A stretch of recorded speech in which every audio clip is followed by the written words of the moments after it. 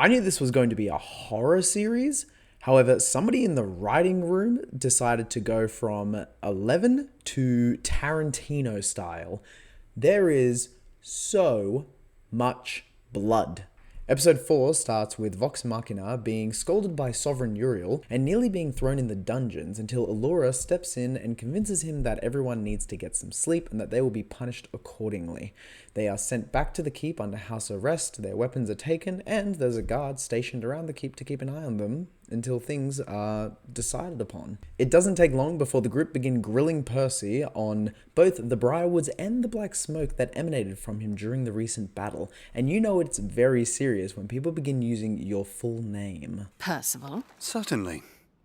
What would you like to discuss, Vexalia? We get a flashback detailing the Briarwoods' first arrival at Whitestone, and their inevitable plot to overthrow the Dorolo family. The drip feed of Percy's backstory is beautifully crafted, and I love getting these bit-by-bit flashbacks throughout all of the episodes, and I'm looking forward to them continuing. Percy does go on to say that his weapon uses black powder, and that's possibly what they were seeing during that encounter. However, we know better. After realizing her book is gone, Delia and Silas visit a graveyard where we are given a perfect example of spellcasting in D&D.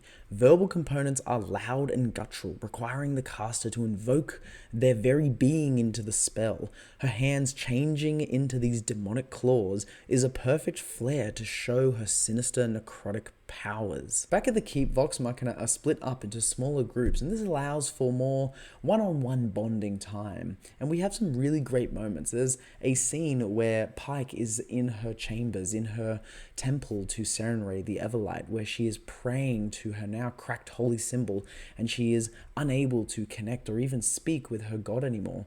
And she turns to Grog and she just hugs him and cries, unsure of what is happening. And I tear up every time I see that. I love the Grog Pike duo. They're my favorite. Keyleth and Percy are together, and she opens up about her Aramente, the mission that she has been sent on, this grand task and journey for her people, the Ashari, and how if she actually doesn't complete it, she can never return to see her family, trying to show Percy that she also understands to a degree what he is going through. Meanwhile, he listens and takes in what she is saying while putting together a new weapon that, in my opinion, looks like it'd be pretty bad news for someone, if you know what I mean. But we also get a really great moment where they use exact lines from the live stream where Percy tells her, I appreciate that, Keyleth. Truly, and for the record, I think you're damn worthy.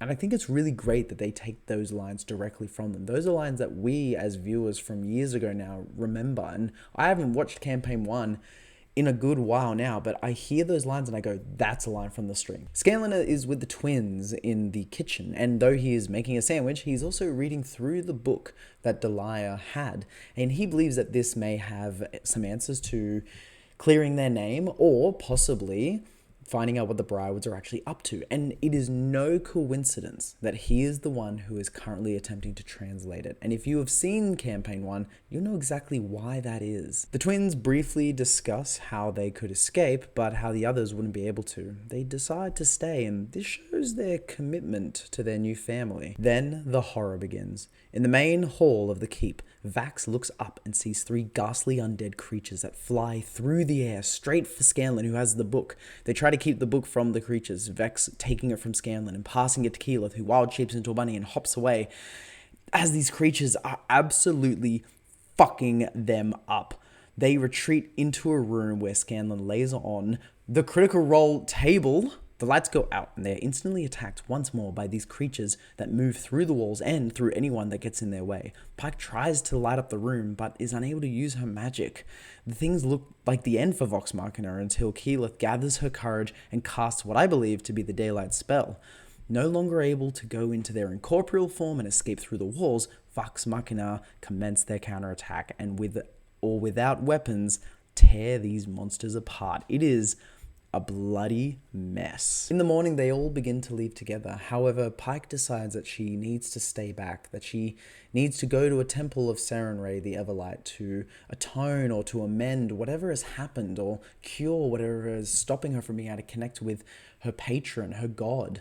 And I love this because in the live stream, Ashley Johnson actually wasn't there for most of the Briarwood arc, and that is because she was, doing an acting job for Blind Spot, and she just couldn't be part of the show. So I love that they aren't forcing Pike to go there and trying to make that a new storyline and to put her there. They're actually giving reason as to why she still leaves. And it's a perfect reason to do so, to heal the wound or the rift between her and her god. Did you notice the Matt Mercer NPC cameo for this episode? It was actually the leader of the ghostly, freakish, undead incorporeal forms that were just tearing apart Vox Machina. It actually took me on my second viewing to find them because I was looking out for a humanoid figure, just a random NPC, until I noticed that the one in the center actually had Matt's hair, and I believe that is exactly who they are meant to be. I knew that this was going to be a horror-themed show, very brutal, very gory, a lot of swearing, a real,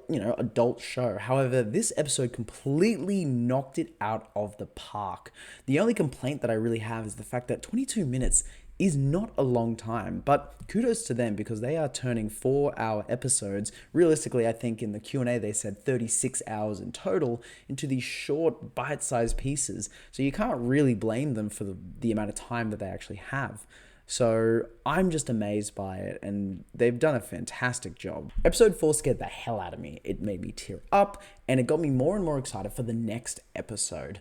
Yes, the short episodes does make the Keyleth growth and arc feel a little bit forced, but unfortunately, that's just a time constraint that they can't really work around. So it's nothing against the character. It's more just against the fact that it feels a little jarring at times, and each episode it's a little bit always there. However, it's building into something larger. It's kind of the point. However, this episode was just solid. It was the best one yet, in my opinion. I'm giving it 4.5 out of 5 trinkets.